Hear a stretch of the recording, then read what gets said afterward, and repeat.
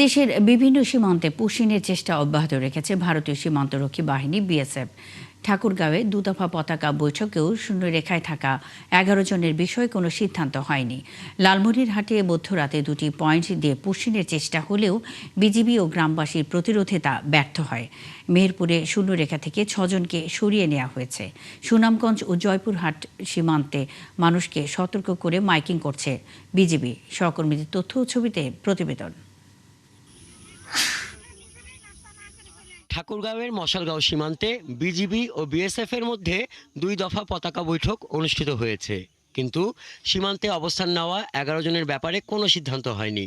ভারত বলছে এরা বাংলাদেশের, বাংলাদেশ বলছে এটি প্রমাণিত নয়, তাই এভাবে ঠেলে দেওয়া আন্তর্জাতিক আইন পরিপন্থী। এদিকে শূন্যরেখায় অবস্থান নেওয়া 11 জনকে দফায় দফায় বাংলাদেশের দিকে ঠেলে দেওয়া হচ্ছে। প্রতিরোধ করছে বিজিবি ও এলাকার লোকজন। মানুষজন দেখতে আসছে, পুলিশ জন তারা আছে, ওই যে ভুকে আছে বৃষ্টির মাধ্যমে, আবার ভিজছে, কত কষ্ট করে আছে। আবার মানুষজন পাবলিকজন খাওয়া দাওয়া দিচ্ছে। বিজিবি আমাদের এমন সহযোগিতা করছে, সারা দিন অকলান রাত দিন পরিশ্রম করে তাদেরকে পুশিং ঠেকাচ্ছি। আমরা গ্রামবাসী আমরা সহযোগিতা করছি।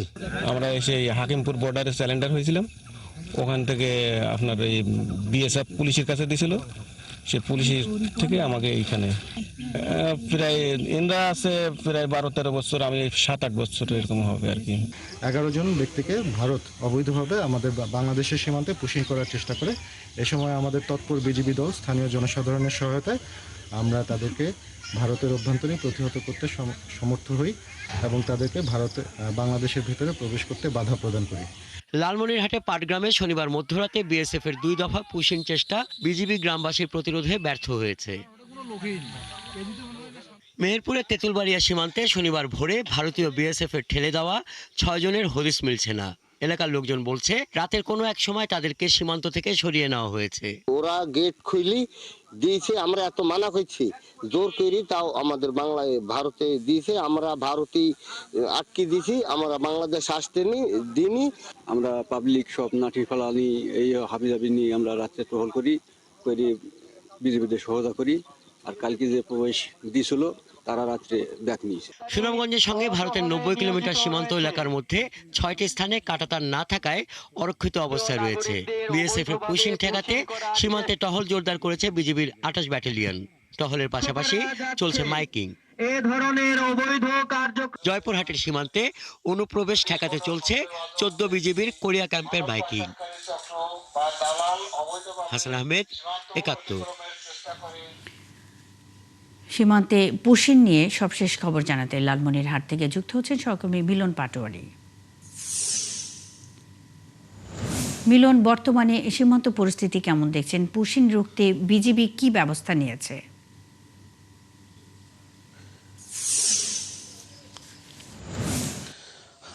মুন্নি, আমি এখন অবস্থান করছি লালমনিরহাট আজিতমারির দুর্গাপুর সীমান্তে। আমার ডান দিক দিয়ে যে সমস্ত ভুট্টা ক্ষেত আপনারা লক্ষ্য করছেন, তার অপোজিটে হচ্ছে ভারতের কুচবিহার জেলার দিনহাটার মহকুমারের কুটিবাড়ি এলাকা সীমান্ত। ওই সীমান্ত দিয়ে গতকালকে রাত্রে রাত আনুমানিক 9টা থেকে 10টার দিকে 20 থেকে 50 জনের মতন তারা পুশিং করার জন্য সীমান্ত এলাকা নিয়ে এসেছিল বিএসএফ। কিন্তু বিএসএফ নিয়ে আসার পরে গ্রামবাসীরা টের পেয়ে তাদেরকে আবার সারা রাতব্যাপী গ্রামবাসীরা লাঠিসোঁটা নিয়ে, যে আমি যে স্থানে অবস্থান করছি এইখানে তারা লাঠিসোঁটা নিয়ে অবস্থান নিয়ে বিএসএফের প্রতিরোধটাকে বিএসএফের যে পুশিংয়ের চেষ্টাটাকে প্রতিরোধ করেছে গ্রামবাসী বিজিবির সঙ্গে। লালমনিরহাটের অন্য সীমান্তে প্রায় একই চেষ্টা করেছিল, তবে লালমনিরহাটের দুর্গাপুর সীমান্তে গতকালকে উত্তেজনা ছিল। তবে আমি যদি একজন গ্রামবাসীর সঙ্গে কথা বলি যে গতকালকে কি ঘটেছিল এখানে। গতকাল ওরা 50 জন লোক পুশিং করার চেষ্টা করছিল, আমরা জনগণ রাতের মধ্যে পাহারা দিচ্ছি। মানে কি অবস্থা ছিলেন আপনারা, কিভাবে প্রতিহত করলেন? লাঠি সোটা নিয়ে জনগণ পুলিশের সাথে আমরা সহযোগিতা করছি। যে আরও যদি আমি একজনের সঙ্গে কথা বলি, যে স্থানীয় গ্রামবাসীরা তারা, আচ্ছা আপনারা কিভাবে গতকালকে রাত্রে আপনারা প্রতিহত করেছেন? আমরা প্রতিক্রিয়া করছি, মানে জনগণ দেখছি শুনছি তবে ভারতে লোক নিয়ে আসছে, এবং নিয়ে আসার পর বিজেপিকে খবর দিয়েছি, বিজেপি খবর দেওয়ার পরে লাঠি সোটা নিয়ে সবাই সহযোগিতা করছি। যে বিজেপির সঙ্গে গ্রামবাসীরাও পুশিনের চেষ্টার যে প্রতিরোধের জন্য লালমনিরহাট জেলার বিভিন্ন সীমান্তে অবস্থান করছেন। এই দুর্গাপুর সীমান্তে গত শুক্রবার তারা এই 925 নাম্বার সীমান্ত এলাকা পুশিনের চেষ্টা করে ব্যর্থ হয়েছে। গতকালকে রাত্রেও তারা যে 50 জনের পুশিনের চেষ্টা করেছিল বিএসএফ, গ্রামবাসী এবং বিজেপির প্রতিহতের কারণে বিএসএফ তাদের যে সীমান্তের লাইট তারা নিভিয়ে তারা সেখান থেকে সরে নিয়ে গেছে। তো বিএসএফের এইভাবে আগ্রাসীর কারণে সীমান্তে বারবার উত্তেজনা সৃষ্টি হচ্ছে। মুন্নি, এই ছিল লালমনিরহাট সীমান্তের সর্বশেষ খবর। মিলন পাটোয়ারি, অসংখ্য ধন্যবাদ। সঙ্গেই থাকবেন সীমান্তে পুশিন নিয়ে সবশেষ খবর জানাতে লালমনিরহাট থেকে মিলন পাটোয়ারি যুক্ত ছিলেন। পুশিনের চেষ্টায় প্রায় 3 দিন ধরে পঞ্চগড় সীমান্তের শূন্যরেখায় অবস্থান নেওয়া 10 জন নারী পুরুষ মানবেতর জীবনযাপন করছেন। পঞ্চগড় সদর উপজেলার হারিভাষা ইউনিয়নের ঘর বড় বাড়ি প্রধানপাড়া সীমান্ত দিয়ে বাংলাদেশ পুশিনের চেষ্টায় 3 দিন অতিবাহিত হলেও এখনও ভারত বাংলাদেশ সীমান্তের শূন্যরেখায় অবস্থান করছে তারা। বিজিবি বলছে আইনি প্রক্রিয়ার মাধ্যমে ফেরত না দিলে অবৈধভাবে জোরপূর্বক ঠেলে দেয়া এমন কোনো নাগরিককে বিজিবি গ্রহণ করবে না। শুক্রবার থেকে কয়েক পর্যায়ে কোম্পানি থেকে শুরু করে বিজিবি বিএসএফের সেক্টর কমান্ডার পর্যায়ে পতাকা বৈঠক হলেও তাদের গ্রহণ ফেরত নেয়নি বিএসএফ। এবার অন্যান্য প্রসঙ্গ। রামিসার ধর্ষণ ও হত্যার বিচারের রায়ে সন্তোষ জানিয়েছে তার স্বজন ও গ্রামবাসী। মুন্সিগঞ্জের সিরাজদিখান উপজেলার এই গ্রামে এখনও শোকের ছায়া। তারা জানান, দ্রুত রায় কার্যকর হলে এমন নৃশংস অপরাধের কথা ভাবার আগে ভয় পাবে অপরাধী। জসিমউদ্দিন দেওয়ানের তথ্য ও ছবিতে প্রতিবেদন। মাত্র 19 দিনের মাথায় আদালতে চাঞ্চল্যকর রামিসা ধর্ষণ ও হত্যা মামলার রায় হয়েছে। আসামি সোহেল ও তার স্ত্রী স্বপ্নার মৃত্যুদণ্ডের ঘোষণা। খবর ছড়িয়ে পড়তেই মুন্সিগঞ্জের সিরাজদিখানের শিয়ালতি গ্রামের মোল্লাবাড়িতে ভিড় করতে শুরু করেন স্বজন ও প্রতিবেশীরা, যেখানে চিরনিদ্রায় শায়িত ছোট্ট রামিসা। রায় হয়েছে ঠিক আছে, কিন্তু এটা কার্যকর হওয়া মানে প্রয়োজন। ঠিক আছে, শুধু আমাদের দেশে তো বিচার মনে মনে রায় হয়ে থাকে, কিন্তু রায়ের কার্যকর হইতে অনেক সময় লেগে যায়। আমি মনে করি এটা দ্রুত এটা ফাঁসি দেওয়া উচিত।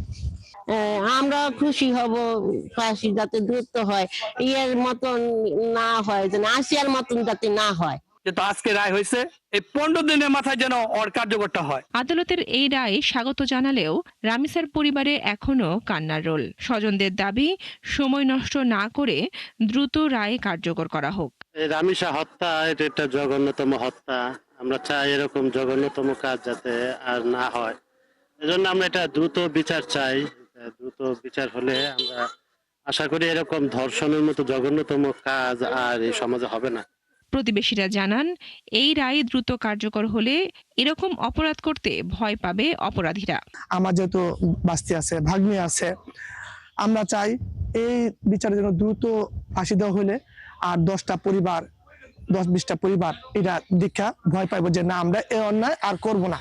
গত 19 মে ঢাকার পল্লবীতে 8 বছরের শিশু রামিসাকে ধর্ষণের পর হত্যা করা হয়। বনশ্রী হালদার, 71। যানজট নিরসন ও আধুনিক পরিবহন ব্যবস্থা নিশ্চিতে চট্টগ্রামে মাটির নিচে মেট্রো রেল ও উপরে মনোরেলের সমন্বয়ে একটি আধুনিক সমন্বিত পরিবহন ব্যবস্থা গড়ে তোলার পরিকল্পনা নেওয়া হচ্ছে। প্রকল্প বাস্তবায়নে দ্রুত সম্ভাব্যতা যাচাই শেষ এবং এ বিষয়ে সরকারের কাছে রিপোর্ট জমা দিতে এরই মধ্যে বৈঠক ও প্রস্তাবিত রুট পরিদর্শন করেছে সংশ্লিষ্ট প্রতিষ্ঠানগুলো। এই প্রকল্প বাস্তবায়িত হলে চট্টগ্রাম শহরে একটি যুগান্তকারী পরিবর্তন আসবে বলছেন সংশ্লিষ্টরা। জহিরুল ইসলামের ক্যামেরায় প্রণবেশ চক্রবর্তীর প্রতিবেদন। আয়তনে ক্রমান্বয়ে বাড়ছে প্রায় 70 লক্ষ মানুষের বসবাসের নগরী চট্টগ্রাম। বন্দর নগরী হওয়ায় দেশের বিভিন্ন প্রান্ত থেকে চাকরির খোঁজে আসা মানুষের ভিড় বাড়ছে, সেই সাথে বাড়ছে যানবাহনের চাপ। কিন্তু শহর সম্প্রসারণের সাথে আধুনিক যোগাযোগ ব্যবস্থা গড়ে না ওঠায় নগরীতে বাড়ছে যানজটের ভোগান্তি। তবে এবার চট্টগ্রাম নগরীর যোগাযোগ ব্যবস্থা আধুনিকায়নে মেট্রো ও মনোরেলের সমন্বিত প্রকল্প পরিকল্পনা হাতে নিয়ে এগুচ্ছে সরকার। এরই মধ্যে প্রকল্প বাস্তবায়নে সড়ক পরিবহন ও সেতু মন্ত্রণালয়ের ঊর্ধ্বতন কর্মকর্তাদের একটি দল সিটি মেয়রকে সাথে নিয়ে সম্ভাব্য রুটগুলো পরিদর্শন করেছেন।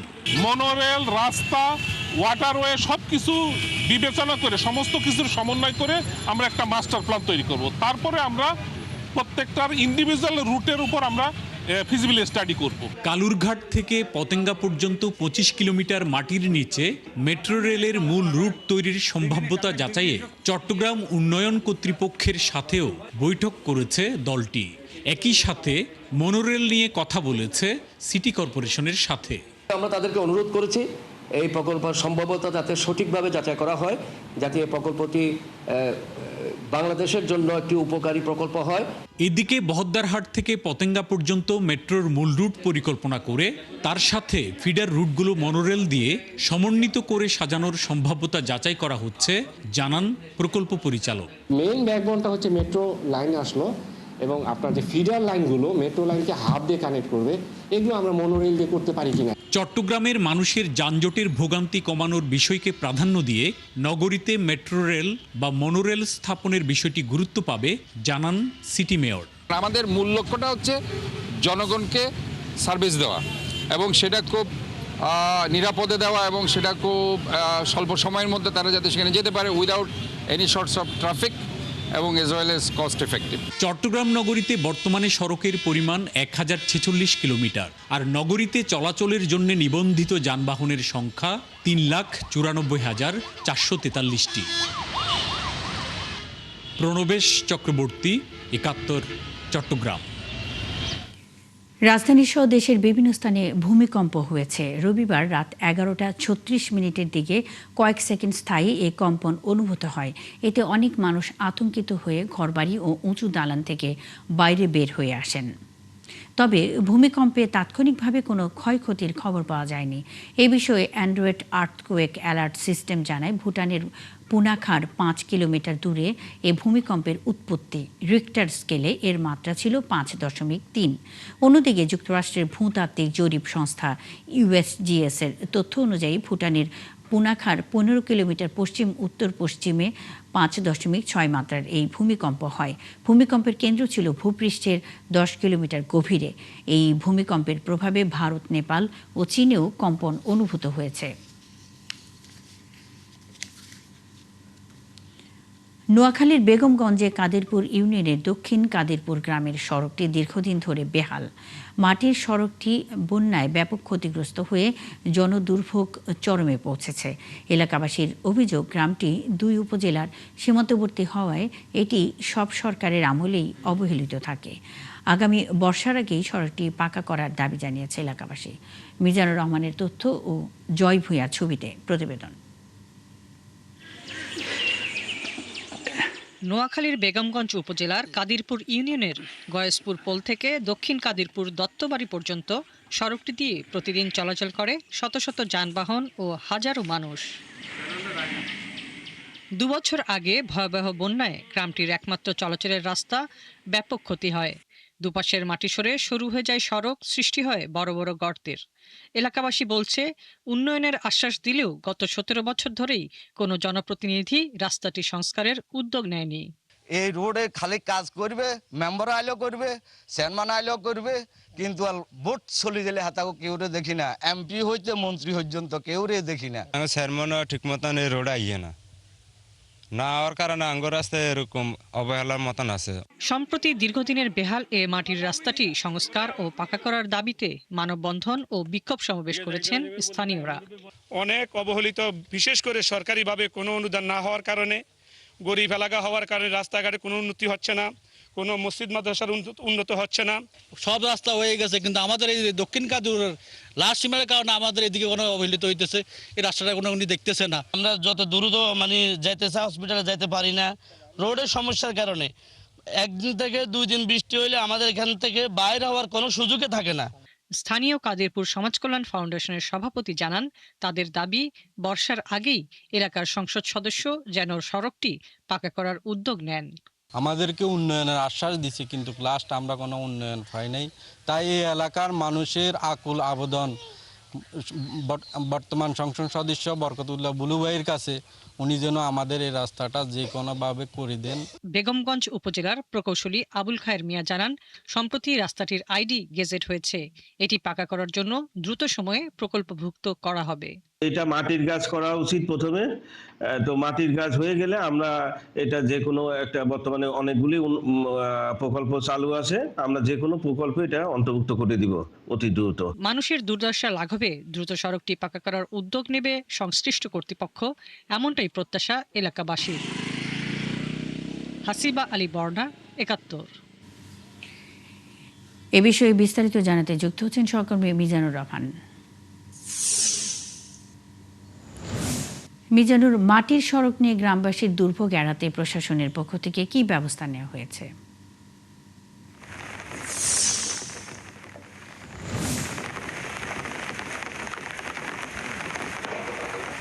মুন্নি, শুভ সকাল। আমি ঠিক এখন যে রাস্তাটি দাঁড়িয়ে আছি সেটি হলো বেগমগঞ্জ উপজেলার শেষ ইউনিয়ন, যেটি কাদিরপুর। সেই কাদিরপুরের ৭ নম্বর ওয়ার্ডের গয়েশপুর, দক্ষিণ কাদিরপুরের গয়েশপুর পরের গোড়া থেকে মসজিদ হয়ে দোয়াতবাড়ি পর্যন্ত যেই রাস্তাটি মাটির রাস্তা প্রায় 2 কিলোমিটার, এবং এই রাস্তার পাশে হলো আরেকটি কবিরাট উপজেলা, অর্থাৎ 2 উপজেলার মাঝামাঝি এই মাটির রাস্তাটি হওয়ার কারণে এটি স্বাধীনতার পর থেকে বলতে গেলে উন্নয়ন বঞ্চিত। আপনি হয়তো ক্যামেরার মধ্যে দেখতে পারবেন যে একটু গুড়ি গুড়ি বৃষ্টিতে এখন এই রাস্তাটি কদ্দমাক্ত হয়ে গেছে এবং চলাচল অনুপযোগী হয়ে পড়েছে। এই রাস্তাটি বিশেষ করে স্কুল, কলেজ, মাদ্রাসা এবং বিশেষ করে অসুস্থ নারী, বৃদ্ধরা চলাচল কষ্ট। এবং 2024 সালের সর্বশেষ যে বন্যা হয়েছিল, সেই বন্যায় এই রাস্তাটি পুরো বিধ্বস্ত হয়ে গেছে। এখন এখানকার মানুষের একটাই দাবি যে তারা যেন রাস্তাটি পাকাকরণ করা হয় এবং তার আগে মাটির কাজ করা হয়। আমি এই কথা বলবো এখন এই রাস্তা দিয়ে একজন যিনি দ্বারা চলাচল করে, আপনারা এই রাস্তাটি কি কষ্ট? আসসালামু আলাইকুম। আমরা তো অনেক কষ্ট করতেছি স্বাধীনের পর থেকে, আমাদের এই রাস্তা কোনো উন্নতি নেই। এখন আমাদের এমপি সাহেব বরকতুল্লাহ বুলু ভাইয়ের কাছে আমাদের ফোনের দাবি শুধু আমাদের রাস্তাটা পাকার কাজ করে, আমাদের আর কোনো চাওয়া নেই। আমরা এখানে অনেক কষ্টে আছি, মহিলাদেরকে ফ্যাক্টরির অবস্থা বা রোগীদেরকে নিয়ে যেতে আমাদের অনেক সমস্যা। এখন একটা লোক একটা ব্যাগ নিয়ে আসতেছে, আপনারা দেখছেন হয়তো, ওনার হাত থেকে ব্যাগটা পড়ে গেছে, উনি পড়ে গেছে। জি, আপনি শুনতে পাচ্ছেন যে এখানকার মানুষের এখন দাবি একটাই, রাস্তাটির জন্য পাকা করা হয়। আমি এখানকার কথা বলবো আরো একজন বাসিন্দার সাথে, যারা আসলে দীর্ঘদিন থেকে এই রাস্তাটিতে কষ্ট পাচ্ছেন এবং এলাকার মানুষও কষ্ট পাচ্ছেন। তাদের দাবি যে এখানকার যিনি সংসদ সদস্য হচ্ছেন বিএনপির ভাইস চেয়ারম্যান বরকতুল্লাহ বুলু, তিনি যেন এই রাস্তাটি দ্রুত পাকা করার উদ্যোগে দুর্ভোগ। আপনাদের আসলে এখন কি চাচ্ছেন আপনারা? দক্ষিণ কাদিরপুর সমাজ কল্যাণ ফাউন্ডেশনের উদ্যোগে একটা মানববন্ধন হয় এলাকাবাসীর উদ্যোগে। মানববন্ধন করার পরে মাননীয় সংসদ সদস্য বরকতুল্লাহ বুলু ভাইয়ের নজরে আসে জিনিসটা, তো উনি খোঁজখবর নিছেন এবং কি রাস্তার আইডিও নিছেন। এখন এই মুহূর্তে আমাদের দাবি হলো যে, মনে করেন এই যে বর্ষা আসছে, বর্ষার দিয়ে এইখানে 1 কোমর পানি হয়। বর্ষার আগে মনে করেন কিছু একটা সংস্কার না করলে এলাকার মানুষ চলাফেরা করতে খুবই অসুবিধা হবে, মানুষ পানি ডুবি যাইব। মনে করেন এখানে হাঁপা নির্মাণ করেন তা চলন যায় না। হ্যাঁ, শুনতে পাচ্ছেন যে এখানকার মানুষ এই যে সকালবেলায় চলাচল অনুপযোগী, এবং তাদের এখন দাবি হলো যে আগামী যদি যে বর্ষা হবে এবং প্রবল বৃষ্টিপাত হবে, তখন এই রাস্তা দিয়ে কিন্তু চলাচল করা যায় না এবং বাক্সের সাঁকো হয়তো প্রয়োজন হয়ে দাঁড়াবে। তাই তার আগেই, অর্থাৎ এই বর্ষা বা বর্ষার সময়ে তাৎক্ষণিক কিছু দ্রুত কাজ করে এটি যেন দীর্ঘস্থায়ী পাকাকরণ করা হয়, সেটি এখানকার মানুষের একমাত্র দাবি। মুন্নি। মিজানুর, অসংখ্য ধন্যবাদ, সঙ্গেই থাকবেন। দর্শক, নোয়াখালীর বেগমগঞ্জে দক্ষিণ কাদিরপুর গ্রামের সড়কটি দীর্ঘদিন ধরে বেহাল অবস্থায় রয়েছে। এ বিষয়ে খবরাখবর নিয়ে মিজানুর রহমান যুক্ত ছিলেন। পূর্ণাঙ্গ কাস্টমস হাউসের মর্যাদা পেলেও অবকাঠামোগত সীমাবদ্ধতায় সম্ভাবনা কাজে লাগাতে পারছে না ভোমরা স্থলবন্দর। ব্যবসায়ী, শ্রমিক ও সংশ্লিষ্টদের অভিযোগ, আধুনিক সুযোগ সুবিধার অভাবে কমছে বন্দরটির কার্যকারিতা। তবে বন্দর কর্তৃপক্ষ বলছে, এর মধ্যে জমি অধিগ্রহণ সহ একটি মেগা প্রকল্প গ্রহণ করা হয়েছে, যা আগামী 2 বছরের মধ্যে দৃশ্যমান হবে। সাতক্ষীরা থেকে বরুণ ব্যানার্জির তথ্য ও ছবিতে প্রতিবেদন। ভারতের বাণিজ্যিক নগরী কলকাতার সঙ্গে সবচেয়ে কম দূরত্ব হওয়ায় দেশের অন্যতম গুরুত্বপূর্ণ স্থলবন্দর হয়ে উঠেছে ভোমরা। 2025 সালে এটিকে পূর্ণাঙ্গ কাস্টমস হাউস ঘোষণা করা হলেও বাস্তবে এখনো রয়ে গেছে প্রয়োজনীয় অবকাঠামোর ঘাটতি। ব্যবসায়ীদের অভিযোগ, আধুনিক গুদাম, ইয়ার্ড ও অন্যান্য সুবিধার অভাবে সব ধরনের পণ্য আমদানিতে নানা জটিলতার মুখোমুখি হতে হচ্ছে। শুকনো আইটেমের মাল যে একটা গোডাউনজাত করবো, গোডাউন নেই। এরা সবসময় মাল এনে ট্রাকে, তো আপনার ট্রাক ডামারেজ, ইন্ডিয়ান যে লরি, এ তো ডামারেজ দিয়ে অনেক একদিন থেকে আটকে রাখি। মাল না আসার কারণে, মানে মালে পত্তা না হওয়ার কারণে মাল সেইভাবে ইম্পোর্ট হচ্ছে না।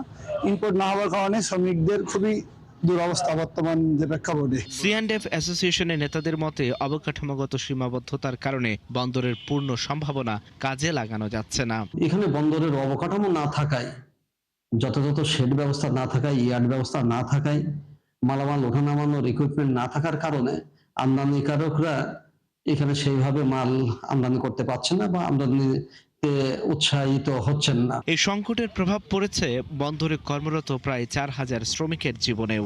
পাথর ওই আপনার শুকনো মরিচ এবং অন্যান্য কিছু মাল সামান্যতম 100 গাড়ি মতো আমদানি হচ্ছে, শ্রমিক আছে 4000-এর মতন, কিন্তু তাদের আর্থিক সংকট পূর্ণ হচ্ছে না। আমরা চাই ভোমরা পোর্টে অবকাঠামোমূলক উন্নয়ন হোক, বেশি বেশি গাড়ি ঢুকুক, যাতে করে আমাদের শ্রমিক ভাইরা দুপাশে ইনকাম করে তারা ভালোভাবে সচ্ছলভাবে জীবনযাপন করে। কাস্টমস কর্মকর্তারাও বলছেন, শুধু ঘোষণা নয়, পূর্ণাঙ্গ কাস্টমস হাউসের সুবিধা নিশ্চিত করতে প্রয়োজন আধুনিক অবকাঠামো। বন্দরে আসলে সে ধরনের শেড ফ্যাসিলিটি বা বন্দর ফ্যাসিলিটি অবকাঠামো সে অর্থে নাই, সেহেতু এখানে ব্যবসায়ী বৃন্দরা এবং C&F কর্তৃপক্ষরা আসলে তাদের কাঙ্ক্ষিত সেবাটা আসলে সে অর্থে পাচ্ছে না। জমি অধিগ্রহণের কাজ শেষ হয়েছে এবং প্রকল্প বাস্তবায়ন শুরু হলে পরিস্থিতির পরিবর্তন হবে বলে আশা সংশ্লিষ্টদের। আমরা অবশ্যই আশাবাদী যে এই যে উইদিন 2 ইয়ার্স এর মধ্যে আমাদের এটা প্রকল্প বাস্তবায়ন হবে এবং হওয়ার সাথে সাথেই এটা মানে যে এর সফলতা সুফল এটা স্থানীয় জনগণ পাবে এবং বাংলাদেশের সবাই পাবে। সচেতন মহলের প্রত্যাশা, দ্রুত প্রকল্প বাস্তবায়নের মাধ্যমে দেশের দক্ষিণ পশ্চিমাঞ্চলের বাণিজ্যের নতুন সম্ভাবনার দ্বার খুলবে ভোমরা স্থলবন্দর। আল ইমরান, 71। দীর্ঘ 7 বছর পর 1 আগস্ট চালু হবে বরিশাল বিভাগীয় শিশু হাসপাতাল। এই জন্য কাজ চলছে দ্রুত গতিতে। তবে সাবস্টেশন সহ বৈদ্যুতিক কাজের দরপত্র মূল্যায়ন এখনো হয়নি। ঠিকাদার নিয়োগ করে অবশিষ্ট কাজ জুলাইয়ের মাঝামাঝিতেই শেষ হবে বলে জানিয়েছে গণপূর্ত অধিদপ্তর। বিধান সরকারি তথ্য ও ছবিতে প্রতিবেদন। ভবন নির্মাণের কাজ 4 বছর আগেই শেষ। তবে হাসপাতাল চালুর জন্য আসবাবপত্র, প্রয়োজনীয় যন্ত্রপাতি এবং লোকবলের প্ল্যান তৈরি করা হয়েছে। তবে শুরুতেই চালু হবে বহির্বিভাগ। তো স্থাপনা ছাড়া বাকি যা কিছুই প্রয়োজন একটা ডিটেল প্ল্যান আমাদের শেরেবাংলা মেডিকেল কলেজ হাসপাতালের পক্ষ থেকে তৈরি করা হয়েছিল, যে প্ল্যানটা আমি অলরেডি আমাদের মাননীয় উপদেষ্টা মহোদয়ের কাছে দিয়ে দিয়েছি। পাশাপাশি আউটডোর চালু করার জন্য যা দরকার সেই চাহিদাটাও আমরা এখন আমাদের সম্মানিত জেলা প্রশাসক মহোদয়ের কার্যালয়ে বসে এটা ঠিক করে আমরা এখন 1000 কিলোভোল্টের সাব স্টেশন, 500 কিলোভোল্টের জেনারেটর আর অভ্যন্তরীণ বৈদ্যুতিক ব্যবস্থার দরপত্র পুনরায় আহ্বান করা হয়েছে। ঠিকাদার নিয়োগ হলে দ্রুততার সাথে কাজ নির্দিষ্ট সময়ের আগেই সম্পন্ন হয়ে যাবে। এই বরিশাল শিশু হাসপাতালের সাবস্টেশন, জেনারেটর, এসি এবং এক্সটার্নাল ইলেকট্রিফিকেশন যেটা বলে, তার সকল অঙ্গের কাজের আমরা দরপত্র আহ্বান করেছি। বর্তমানে দরপত্র মূল্যায়ন কাজ চলমান আছে। হাসপাতাল চালু হলে এখানে শিশুদের জন্য ICU এবং NICU পরিষেবা থাকবে। সব মিলিয়ে এখান থেকে সম্মিলিত চিকিৎসা দেয়া হবে। এখানে আউটডোর আছে, ইনডোর আছে। ইনডোরের মধ্যে NICU থাকবে, ICU থাকবে, আর ইনডোর কেয়ারের যত কিছু সমস্ত ফ্যাসিলিটি এখানে থাকবে। হাসপাতালটি ঘুরে দেখে প্রধানমন্ত্রীর স্বাস্থ্য উপদেষ্টা বলেন, প্রয়োজনীয় সবকিছুর জন্য প্ল্যান তৈরি আছে। বাকি কাজ শেষ করে আগস্ট মাসে এর আউটডোর পরিষেবা চালু করা হবে। আগস্ট মাস নাগাদ আমরা কিছু কাজ, শিশু হাসপাতালের কিছু কাজ, কিছু সেবা আমরা শুরু করতে পারবো। তারপরে পর্যায়ক্রমে হয়তো ডিপার্টমেন্টের সংখ্যা বাড়বে, হাসপাতালের গুণগত মান আরও বাড়বে, কিন্তু শুরুটা আমরা আগস্টেই করতে চাই। 200 শয্যার বিভাগীয় এই শিশু হাসপাতালটির নির্মাণ কাজ শুরু হয়েছিল 2017 সালে। বিধান সরকার, 71, বরিশাল। বরিশাল শিশু হাসপাতালের কার্যক্রম চালুর বিষয়ে আরও বিস্তারিত তথ্য জানাতে যুক্ত হচ্ছেন সহকর্মী বিধান সরকার। বিধান, হাসপাতালে অবশিষ্ট কাজ কবে নাগাদ শেষ হবে এবং এই হাসপাতালে কি কি সেবা পাবে রোগীরা?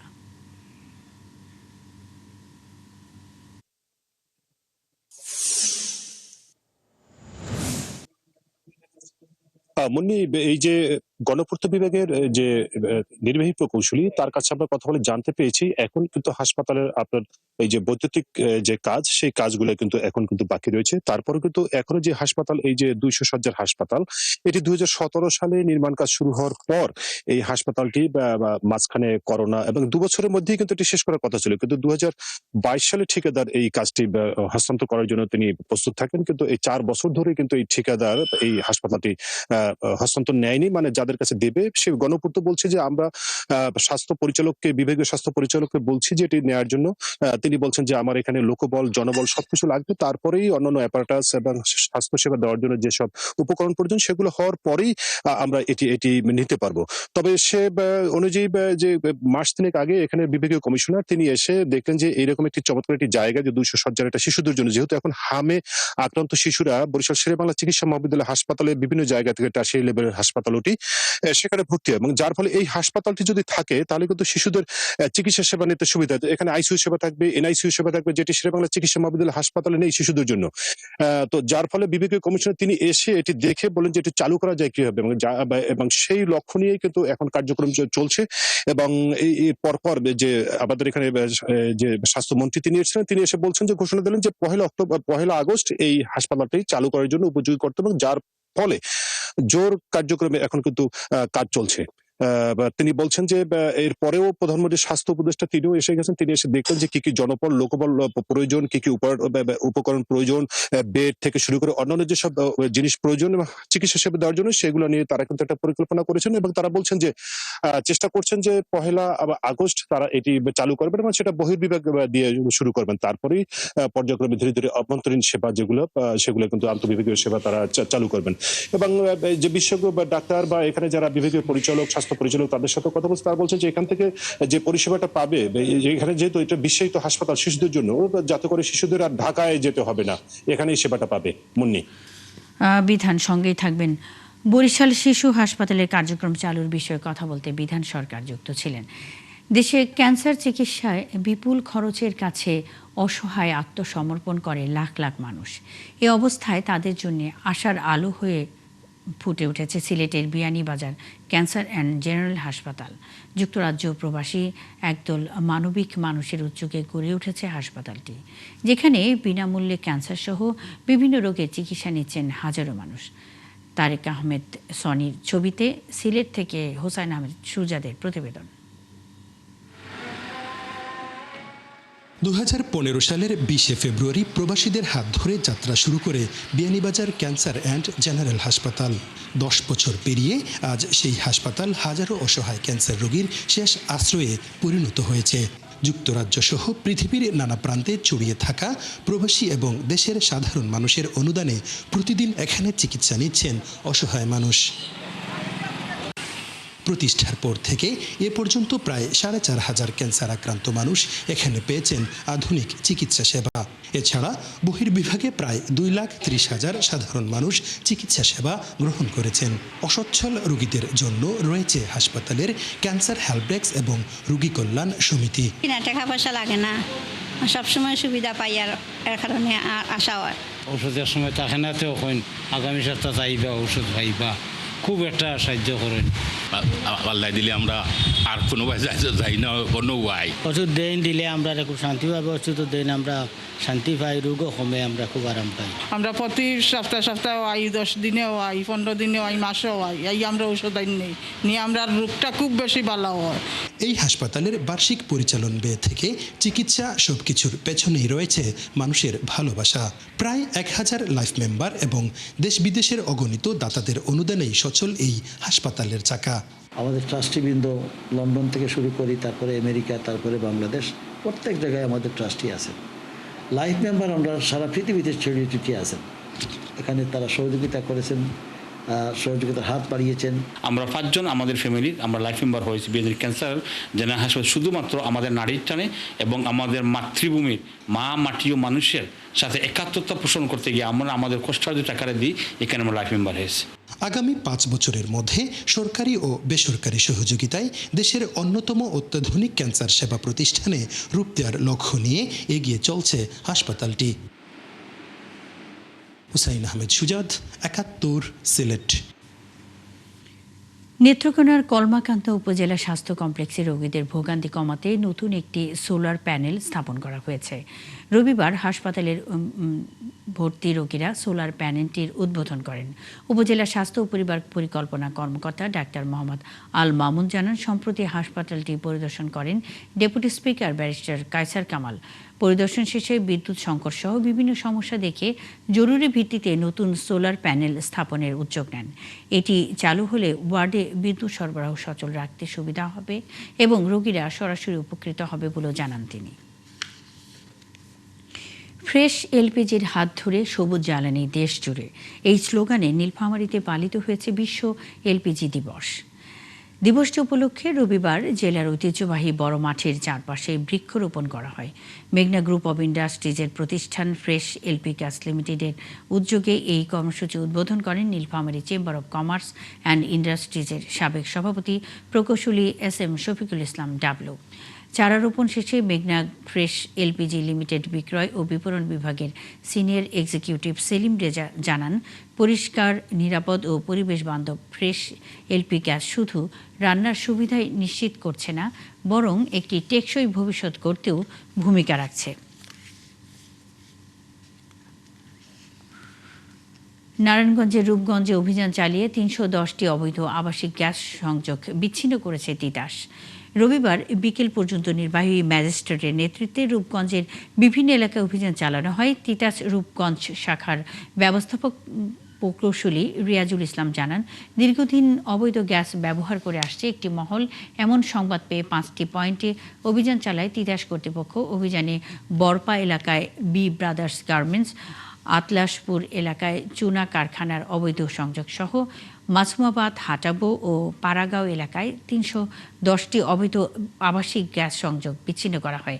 জব্দ করা হয় বিপুল পরিমাণ পাইপ, রাইজার ও রেগুলেটর। আগামীতেও এ ধরনের অভিযান চালু হবে বলে জানিয়েছেন এই প্রকৌশলী। অভাবের সংসার থেকেই ঘুরে দাঁড়ানোর স্বপ্ন দেখেন নড়াইলের কমলাপুরের রোজিনা বেগম। মাত্র 2টি ছাগল পালন দিয়েই শুরু করেন পথচলা, আর এটাই বদলে দিয়েছে তার জীবন। এখন 35টি ছাগল দিয়ে গড়ে তুলেছেন খামার, যার মাধ্যমে হয়েছেন স্বাবলম্বী। আজিজুল ইসলামের তথ্য ও ছবিতে প্রতিবেদন। চিত্রা নদীর কোল ঘেঁষা কমলাপুর গ্রাম। এই গ্রামের নদী পাড়ে ছোট্ট একটি ঝুপড়ি ঘর, আর সেই ঘর জুড়েই এখন স্বপ্ন বুনছেন নড়াইলের উদ্যোক্তা রোজিনা বেগম। মাত্র 2টি ছাগল দিয়ে শুরু হয়েছিল তার পথ চলা। অভাব আর কঠিন বাস্তবতার সঙ্গে লড়াই করে পরম যত্নে নিজ আঙিনায় গড়ে তুলেছেন ছাগলের খামার। ছাগল 3-4 বছর দুটো দিয়ে শুরু করছিলাম, বুঝছো। তারপর তার ওই বড় হয়ে ফিরে গা হয়েছে 5-7 দিয়ে তালেই আছে। দুটোতে আমার 60-65 দিয়েছে ছাগল। প্রতিবেশীরা বলেন, অসুস্থ স্বামী নিয়ে তার জীবন ছিল অনিশ্চয়তায় ভরা। তবে থেমে যাননি রোজিনা বেগম। ছাগল পালনই এখন তার সংসারের সবচেয়ে বড় ভরসা। ওনার দেখা দেখে আমিও ছাগল পালন শুরু করেছি। নিজের খরচ নিজে চালায়।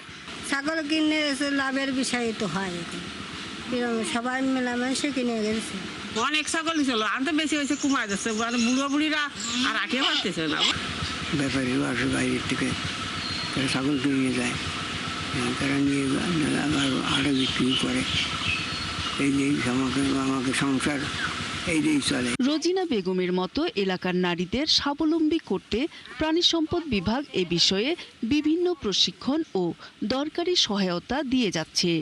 আমাদের নড়াইল জেলায় প্রায় 1,40,000-এর উপরে ছাগল আছে এবং প্রায় 1800-এর উপরে কিন্তু খামার আছে। আমরা সর্বাত্মক আমাদের চেষ্টা করছি তাদেরকে সবসময় সহায়তা করার জন্য। এরই মধ্যে কোরবানি ঈদে বেশ কিছু ছাগল বিক্রি করে লাভবান হয়েছেন এই নারী উদ্যোক্তা। এখন তার খামারে রয়েছে 35টি ছাগল। নূর তাজমিন নীর, 71। অতিবৃষ্টিতে হাওড় অঞ্চলে ক্ষতিগ্রস্ত কৃষকদের পুনর্বাসনের লক্ষ্যে সুনামগঞ্জের বিশ্বম্ভরপুর উপজেলার ৬০০ কৃষককে বিনামূল্যে উচ্চ ফলনশীল জাতের ধান বীজ বিতরণ করা হয়েছে। রবিবার দুপুরে উপজেলার হলরুমে জনপ্রতি কৃষককে ৫ কেজি করে প্রায় ৩ মেট্রিক টন বীজ বিতরণ করা হয়। এ সময় অন্যান্যের মধ্যে উপস্থিত ছিলেন বিশ্বম্ভরপুর উপজেলা কৃষি কর্মকর্তা আসাদুজ্জামান, সুপ্রিম সিড কোম্পানি লিমিটেডের সিনিয়র ম্যানেজার হুমায়ুন রফিক সহ অনেকে।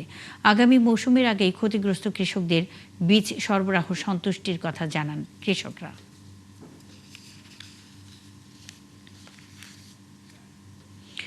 নড়াইলে দিন দিন বাড়ছে লিচুর আবাদ।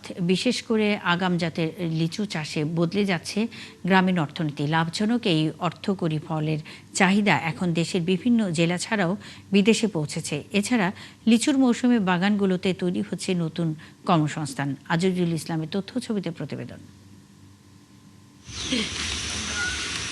বছরের এই সময় নড়াইল শহর থেকে প্রায় ২ কিলোমিটার দূরের পঙ্কবিলা গ্রামে ঢুকলেই চোখে পড়ে লাল টুকটুকে লিচু ভরা গাছ। বাড়ির আঙিনা, পুকুর পাড় থেকে শুরু করে গ্রামের রাস্তার দুই পাশ সবখানেই লিচুর সমারোহ।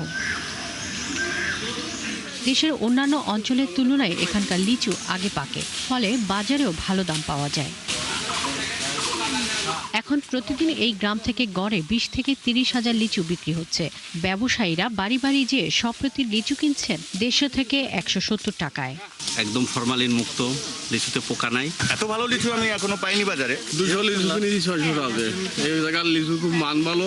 এখান থেকে লিচু বিভিন্ন পাইকারি সারা বাংলাদেশের বিভিন্ন অঞ্চলে নিয়ে যায়। লিচু মৌসুমের সুযোগ তৈরি হয় কর্মসংস্থানের, আর আয় বাড়ে এলাকার মানুষের। ৩৫-৪০ জনের মতো আছি এখানে। পরিশ্রম যা পাই আলহামদুলিল্লাহ আমাদের চলে।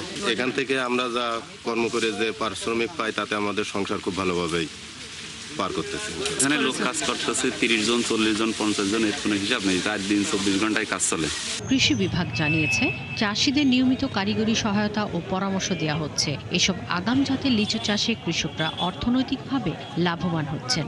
লিচু চাষিদেরকে লিচু আবাদের যে চাষ পদ্ধতি, পোকামাকড় দমন সহ অন্যান্য পরিচর্যা বিষয়ক যে বিষয়গুলো আছে সেগুলো আমরা হাতে কলমে প্রশিক্ষণ দিয়ে থাকি এবং চাষিদেরকে উদ্বুদ্ধ করি লিচু চাষে আবাদ বাড়াতে, যাতে তারা এই সময়ে বেশি ফলন পেতে পারে এবং তারা লাভবান হতে পারে।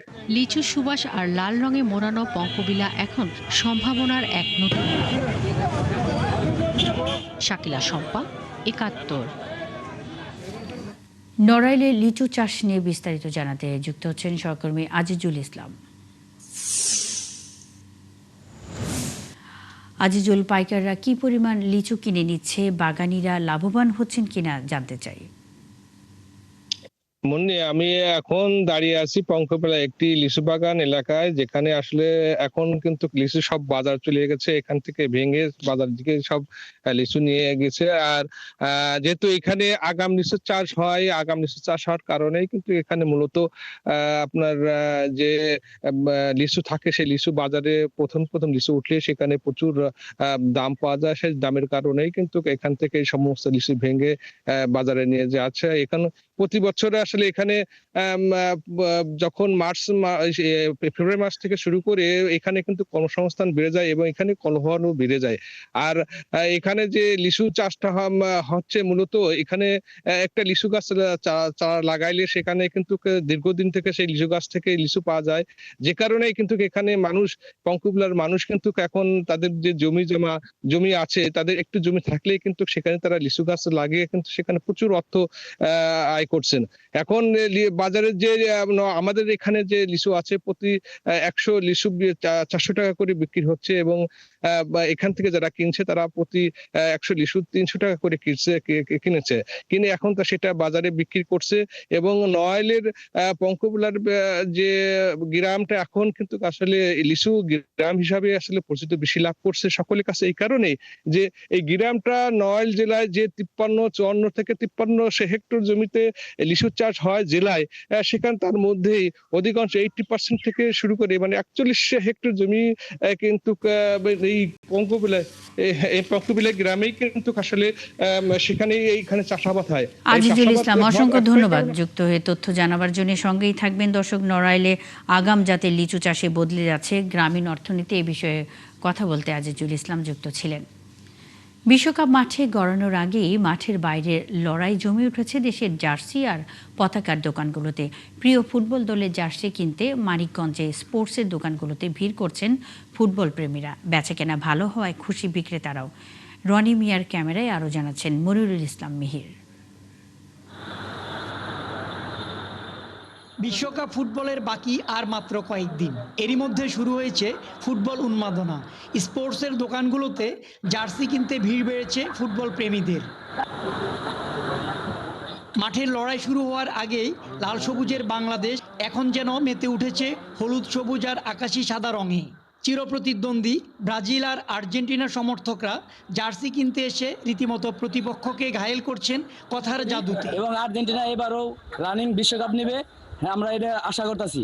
আর ব্রাজিলের সাপোর্টাররা আগেই মানে সেমিফাইনালের আগেই বাদ হয়ে যাবে। ব্রাজিল সাপোর্ট করি, এই কারণে ব্রাজিলের সাদা জার্সিটা বেশি মার্কেট পাইছে, এই কারণে ব্রাজিলের সাদা জার্সিটা কিনতে আসছে। আর্জেন্টিনা সাপোর্ট করার মধ্যে অন্যরকম একটা শান্তি আছে, যদিও ব্রাজিলের থেকে মানে 2 টাকা নিচে, তারপরে আমাদের মানে মান সম্মানের দিক দিয়ে আমরা আছি হচ্ছে অন্যরকম ভাবে। ব্রাজিলের জার্সি কিনতে আসছে আমার বন্ধুরা সবাই মিলে। আবার একই পরিবারের সদস্যদের মধ্যে রয়েছে ভিন্ন মত আর সমর্থন। কেউ আর্জেন্টিনার কিংবদন্তি মেসির ভক্ত, আবার কারো পছন্দ ব্রাজিলের তারকা ফুটবলার নেইমার।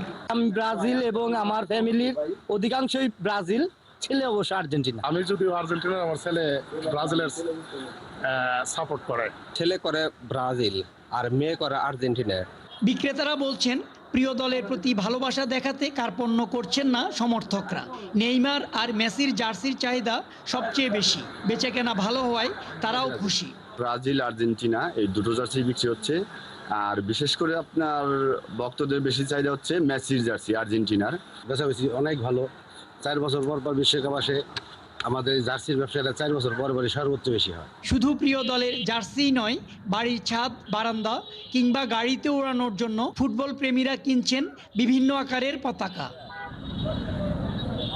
মনিরুল ইসলাম মিহির, 71, মানিকগঞ্জ।